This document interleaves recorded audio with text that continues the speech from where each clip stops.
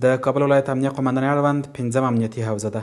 د یادې حوزې امر مولوي سید نصیر احمد یې د امنیتي وضعیت په اړه داسې وایي. د 5مې امنیتي حوزې وضعیت الحمدلله ډېر برابر دی. اوس تقریبا په سل کې 95% برابر دی. نو الحمدلله مشکلات نه لرو ډېر دا کړی. خو تېره ورځ یو عملیات زموږ امنیتي مسؤلینو وکړي چې په هغه کې په کیلوګانو موږ نشه یي توکي ونیوله. په دې کې غله کسان هم شامل سته، هغه مو ونیوله.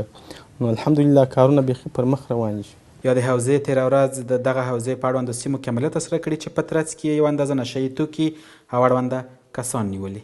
جنرال عبدالمبین د کابل ولایت امنیه قومندانۍ ویاند د نیول شویو کسانو په اړوند داسې وایي. پرون 3 بجې د 5مې حوزې د امنیتي ځواکونو لخوا نه د یو راپور په اساس باندې عملیات شروع شوي چې د عملیاتو په ترڅ کې دغه مواد مخدر دی کې پوډر هم دي، هیروین هم دي، چرس هم دي او یو کس سره 4 یا 15 موبایلونه مو. دا هغه مواد دي چې د پیچکارۍ له لارې نشه صادروي، په رګ کې وهل کیږي.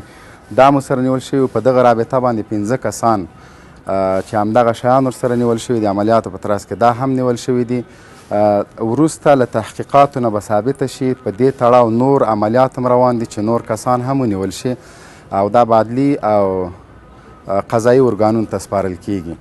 نو یو شی چې ملت له امنیتي ځواکونو سره وکړي، همکاري ورسره وکړي تر څو د دوی بچیان له دغه شر او له دغه زهر نه خلاص شي. نو د ملت همکاري له امنیتي ځواکونو سره د دوی په ګټه ده. ملت به له دغه فساد نه خلاص شي، د بچیان به له دغه زهر نه خلاص شي. د 5مې حوزې ولسونه د خپل امنیتي مسؤلینو سره پوره همکاره دي او د دې همکارۍ په پایله کې د دوی ډاډمن امنیت خوندي دی.